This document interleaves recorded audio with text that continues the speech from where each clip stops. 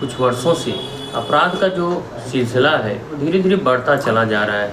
क्या रोकथाम होगा, फिर इसी तरह बढ़ता जाएगा? अब देखिए, आपका विषय बहुत जेन्युइन है। सर्वप्रथम मैं आपका ध्यान थोड़े से सरकार के पिछले वाले कार्यकाल पे ले चलूँगा। जी। वर्तमान की सरकार जब इसके पहले चुन के आई थी तो उसने कहा था, उसका स्लोगन था कि अपराध मुक्त उत्तर प्रदेश रहेगा। अपराधी या तो उत्तर प्रदेश को छोड़ दें या उत्तर प्रदेश से बाहर हो जाएं, और नहीं तो हम उनको जमींदोज कर दूंगा, मिट्टी में मिला दूंगा।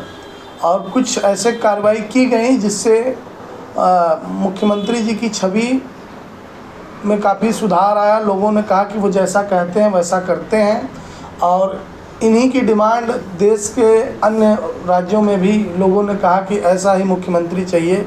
हमारे उत्तर प्रदेश का लॉ एंड ऑर्डर इतना मेंटेन हो गया है, अपराधी उत्तर प्रदेश के बाहर हो गए हैं, और अब जराइम की जो दुनिया है वो धीरे धीरे समाप्त हो रही है। लोग गले में तख्ती लगा लगा के सरेंडर कर रहे थे, और मीडिया ने खूब वाहवाही बटोरी कि देखिए माननीय योगी जी के आदेश पर कितना सख्त हो गया है हमारे लॉ एंड ऑर्डर, और पुलिस के सामने जितने भी बड़े अपराधी माफिया हैं अपनी जान बचाने के लिए गले में तख्ती लगा के खुद सरेंडर कर रहे हैं। लेकिन ठीक उसके उलट जब दूसरी बार माननीय जी चुनकर आते हैं, तर्ज तो वही थी, लेकिन इस बार माननीय जी का कहीं न कहीं पलड़ा कमज़ोर पड़ गया और अपराधियों का पलड़ा मजबूत हो गया। आप देख रहे हैं उत्तर प्रदेश के लगभग समस्त ज़िलों में धीरे धीरे क्राइम रेट इतना तेज़ी से बढ़ रहा है, जैसे लग रहा है कि जो अपराध मुक्त की योजना उनके द्वारा चलाई गई थी, अब वो योजना या तो विफल हो गई है या तो उसमें शिथिलता आ गई है। क्योंकि यूथ जो है वो ज़्यादा अपराध की तरफ बढ़ रहा है, उनके अंदर भय ख़त्म हो गया है, उनके अंदर पुलिस का बिल्कुल डर नहीं रह गया है। वो चाहते हैं, उनका एक अपना सिस्टम बन गया है कि हम फला संगठन से हैं, फला लोग हमारे यहाँ, फला विधायक के रिश्तेदार हैं, और पुलिस प्रशासन चाह कर भी या तो काम नहीं कर पा रहा या तो उनको ऊपर से दबाव दे दिया जा रहा है। जनपद जौनपुर को ले लीजिए आप। जनपद जौनपुर में इनसे पहले जो एसपी साहब थे उनके समय में देखिए एक बहुत ही हृदय विदारक घटना, जिस पे मैं कई बार आपको इंटरव्यू दे चुका हूँ, आपके मीडिया के साथी हमसे कई बार उसमें 1-to-1 किए हैं। अनुराग यादव हत्याकांड जो जनपद जौनपुर को थर्रा दिया, इस तरह का हत्याकांड हमको नहीं लगता उत्तर प्रदेश में किसी और ज़िले में हुआ। उसके बाद जनपद जौनपुर में अभी होली पर एक हृदय विदारक घटना हो गई कि गले पर पैर रखकर उसको दबा के मार डाला गया। अभी आपने एक रिसेंटली की घटना बताई सुजानगंज में कि एक व्यक्ति को जिंदा जला दिया गया और वो व्यक्ति दम तोड़ देता है। तो आप देखिए अपराध जो इसी सरकार के पिछले कार्यकाल में कम दिख रहा था, वो दुगनी रफ्तार से इस बार बढ़ रहा है। किसी को कोई भय नहीं है। अभी 3-4 दिन पहले शायद बनारस में घटना हो गई, यूपी कॉलेज में एक व्यक्ति ने एक लड़के को 4 गोली सीने में दाग दी। वो भी लगभग सेम एज के ही थे, मतलब 24-25 साल शुरुआती उम्र होता है। और उसमें अब कई खुलासे हो रहे हैं कि प्रिंसिपल की मौजूदगी में हुआ, स्कूल चलते हुए हुआ, बरामदगी हो गई। अब उसको कोर्ट ने 14 दिन की रिमांड पे भेज दिया है। विषय ये नहीं है कि अपराध कारित हो रहा है, विषय ये है कि पुलिस क्या कर रही है, हमारा पुलिस प्रशासन क्या कर रहा है। क्या पुलिस वही फिल्मी डायलॉग जो है कि अपराध कारित हो जाने के बाद पीछे से पुलिस आती है और तफ्तीश की बात कह के मामले को ठंडे बस्ते में डाल देती है। हमारी जो पुलिस, हमारा जो लॉ एंड ऑर्डर था, इसीलिए अपराध न होने पाए या अपराध कम से कम हो, इसके लिए पूर्ववर्ती सरकार ने 112, जिसको अभी पहले डायल 100 था, 112 हो गया, उसका लाया।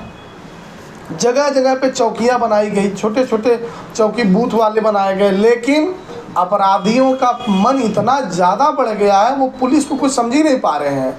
चाहे आप बनारस देखिए, चाहे जौनपुर देखिए, या सटे हुए किसी भी ज़िले को आप देखिए, आए दिन यहाँ पर अपराध दुगनी स्पीड से बढ़ रहा है। और पुलिस की कार्रवाई है कि बाद में गिरफ्तारी होती है, कुछ लोग फरार रहते हैं, लीपापोती, मुकदमाबाजी, यही सब चल रहा है। जब व्यक्ति रही नहीं जाता है तो धीरे धीरे उसके परिवार की भी आशाएं कम होने लगती हैं। निश्चित तौर पर उसको न्याय मिलता है, न्यायिक व्यवस्था में मेरा कोई आरोप नहीं है या मैं उस पर कोई प्रश्न चिन्ह नहीं उठा रहा हूँ, लेकिन जब समय बीत जाता है फिर उस मामले को ठंडे बस्ते में डालकर आप लिपापोती करते हुए उस व्यक्ति को भूल जाने के बाद उसकी आत्मा को आप फिर कुरोदने का काम करते हैं।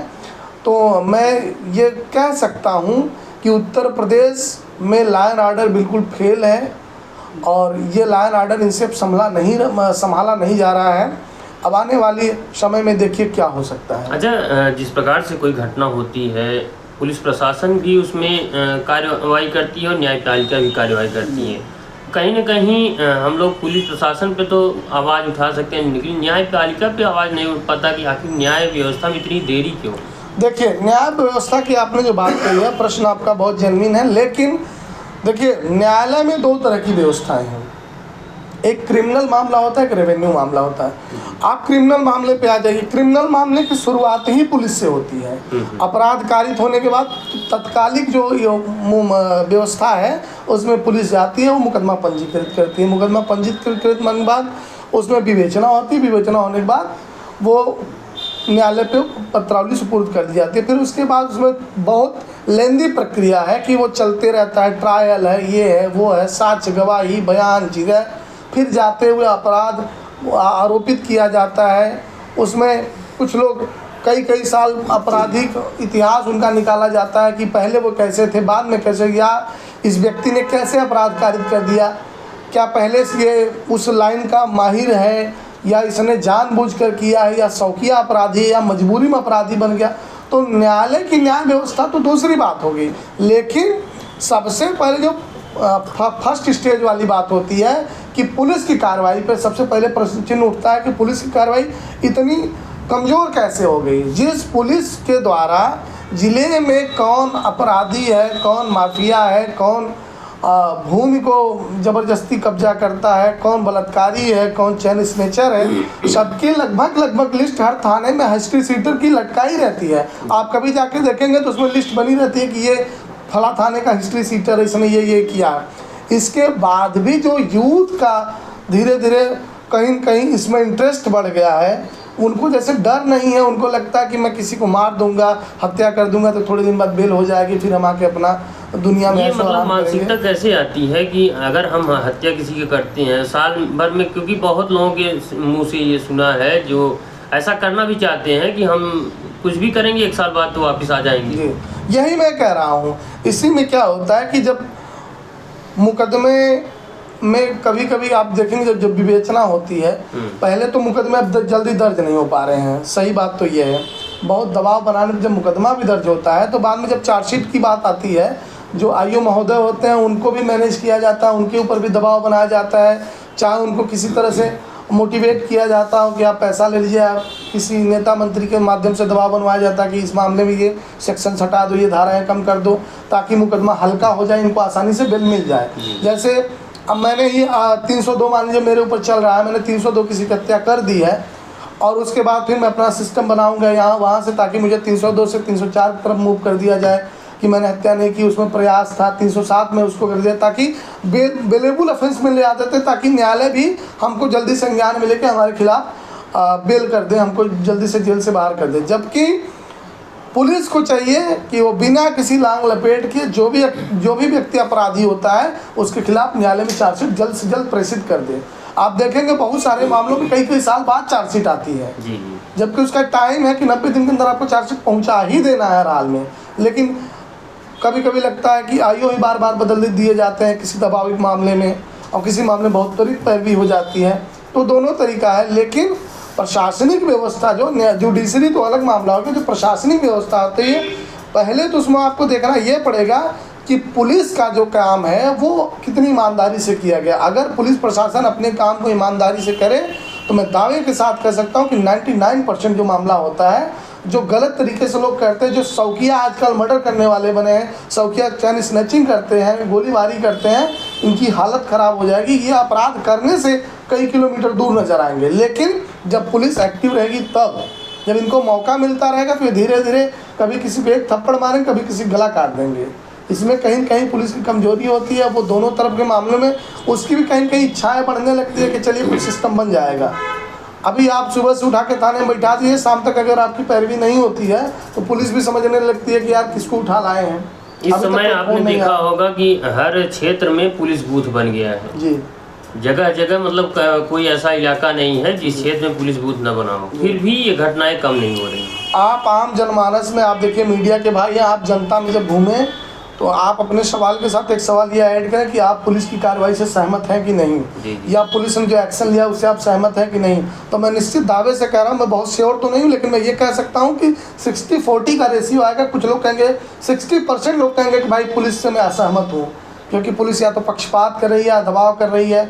बहुत सारे लोग, आप कभी थाने पे जाइए, बहुत सारे लोग आपको दिन भर में मिल जाएंगे कि मेरा FIR नहीं दर्ज हो रहा है, मैं 2 महीने से दौड़ रहा हूँ, मैं 3 महीने से दौड़ रहा हूँ, जबकि माननीय योगी जी का सख्त निर्देश है कि किसी के साथ अन्याय न होने पाए, लेकिन थानों पे कुछ और ही चल रहा है। अगर FIR किसी का नहीं दर्ज होता है तो क्या कारण हो सकता है और क्या करना चाहिए उनको? देखिए, FIR दर्ज नहीं होता, सबसे पहले जब किसी के साथ घटना कारित होती है तो तुरंत वो तत्कालिक व्यवस्था ये कि वो अपने संबंधित थाने पर जाता है, अपना एक एप्लीकेशन लिख के देता है, जो भी उसके साथ घटना कारित हुई रहती है कि मुझे फला फला व्यक्ति ने ऐसे ऐसे किया है। उसके बाद चाहे तो उनकी NCR दर्ज की ले जाए या फिर FIR दर्ज की ले जाए, लेकिन कई दिन बीत जाने के बाद वो बेचारा आता है जाता है, आता है जाता है, तो फिर आता है हम लोगों के पास आता है, तो हम लोग श्रीमान SP महोदय के यहाँ पेश करा देते हैं कि सर देखिए इस थाने पे गया था, 8 दिन बीत गया, 10 दिन बीत गया, FIR नहीं हो रही है। उसके बाद SP महोदय के यहाँ भी बड़ी इंक्वायरी अब सेट हो गई है कि पहले आप फ़ोन करिए, क्यों नहीं हुआ, ये है वो है। कई मामले में FIR हो जाती है, कई के मामलों में ऑर्डर होने के बाद भी FIR नहीं होती है।